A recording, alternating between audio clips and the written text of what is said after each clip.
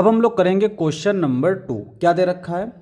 Find a quadratic polynomial each with given number as the sum and product of its zeros respectively. तो यहाँ पे हमें मतलब अगर मान लो रूट जो है वो हैं अल्फ़ा बीटा, ज़ीरोज रूट भी बोलते हैं, ज़ीरोज भी बोलते हैं। Let zeros of quadratic polynomial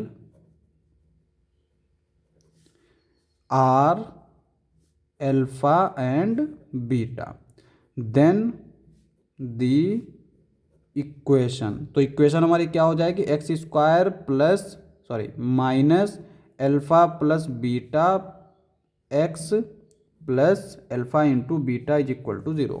साफ सुथरा लिख लेते हैं इस तरह से।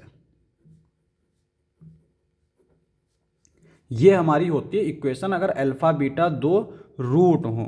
ठीक है, अब यहाँ पे हमसे क्या कह रहा है कि find the quadratic polynomial each with the given numbers as the sum. यानी ये जो 1/4 है ये बेसिकली हमें दे रखा है alpha plus beta 1/4 and product of its zeros. तो प्रोडक्ट क्या मतलब अल्फा इंटू बीटा हमें दे रखा है डायरेक्ट -1, यानी हमें अल्फा बीटा अलग अलग नहीं दे रखा है। अलग अलग दे रखा होता तो यहाँ पे हम दोनों वैल्यू रखते तब हम फाइंड कर सकते थे, लेकिन हमें दोनों क्या दे रखे हैं एज आ एडिशन और मल्टीप्लिकेशन, यानी सम और प्रोडक्ट दे रखा है, तो हम इसको डायरेक्ट ही यूज कर सकते हैं। तो देखो, तो इक्वेशन हमारी क्या हो जाएगी? Since x square minus alpha plus beta x plus alpha into beta is equal to 0। 0 ना भी रखें यही होता है हमारा, ठीक है, या इसको हम लोग 0 रख भी सकते हैं क्योंकि हमारे जो रूट आते हैं वो 0 रखने पर ही तो आते हैं। तो x square minus alpha plus beta कितना दे रखा है? 1/4 x minus 1 is equal to 0। 4 से मल्टीप्लाई कर देंगे तो 4x स्क्वायर माइनस एक्स और यह आ जाएगा -4 इज इक्वल टू 0। तो दिस इम्प्लाइज दैट इक्वेशन क्या हो जाएगी? X square minus x minus 4 is a equation. ठीक है, तो हमारी ये इक्वेशन आ जाएगी। इसी तरह से इसका सेकंड पार्ट देख लेते हैं। तो सेकंड पार्ट हमारा क्या दे रखा है? देखो, सेकंड पार्ट दे रखा है √2 1/3। यहाँ पे भी वही प्रोडक्ट और सम दे रखा है, यानी since alpha plus beta is equal to हमें √2 दे रखा है, अल्फा इंटू बीटा दे रखा है 1/3। तो इक्वेशन क्या हो जाएगी?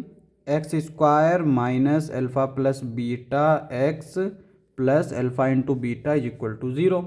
तो यहाँ पे रख देते हैं, तो एक्स स्क्वायर माइनस ये आ जाएगा √2x plus 1/3 is equal to 0। 3 से मल्टीप्लाई कर देंगे तो ये आ जाएगा 3x square minus 3√2x plus 1 is equal to 0।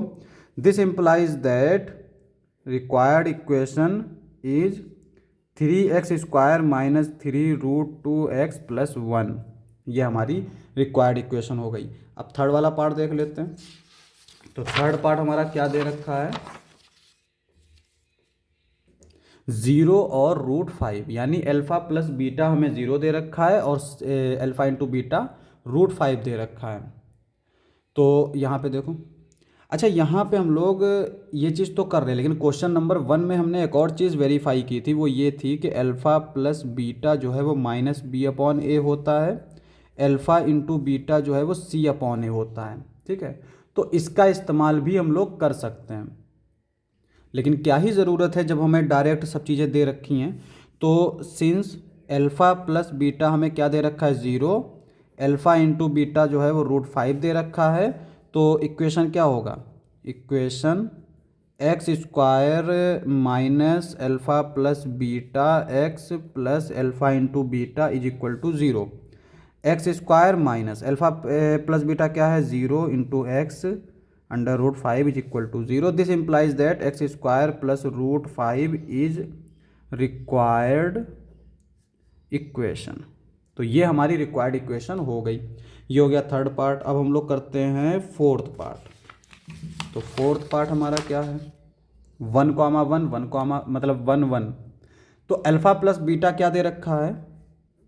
Alpha given alpha plus beta is equal to 1। अच्छा, हम ये डायरेक्ट लिखते जा रहे हैं, ऐसे नहीं लिखना है। पहले चूँकि हम क्वेश्चन नंबर 1 वाला जो पार्ट था उसमें हम ये चीज़ लिख चुके थे, इसलिए हम लोग डायरेक्ट करते जा रहे हैं। तो जैसा हमने पहला वाला पार्ट किया ना, वैसे करने सारे पार्ट।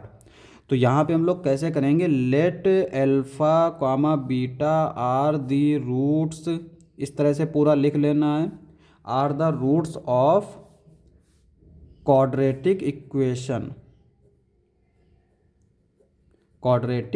equation, then required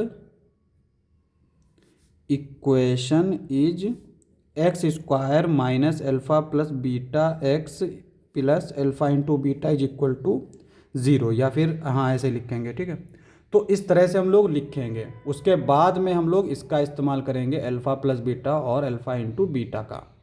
तो अल्फ़ा प्लस बीटा हमारा 1 है, अल्फ़ा इंटू बीटा हमारा 1 है, तो रिक्वायर्ड इक्वेशन क्या होगी, इक्वेशन ये क्या आएगी हमारी, x square minus alpha plus beta x plus alpha into beta is equal to 0, x square minus x plus 1 is equal to 0, और this implies that equation is x square minus x plus 1, ये आ जाएगी, ठीक है। अब हम लोग fifth वाला part देख लेते हैं। तो फिफ्थ पार्ट क्या दे रखा है, देखो यहाँ पे ये जो दे रखा है इसका हम लोग इस्तेमाल करेंगे, given alpha plus beta is equal to -1/4, alpha into beta is equal to 1/4।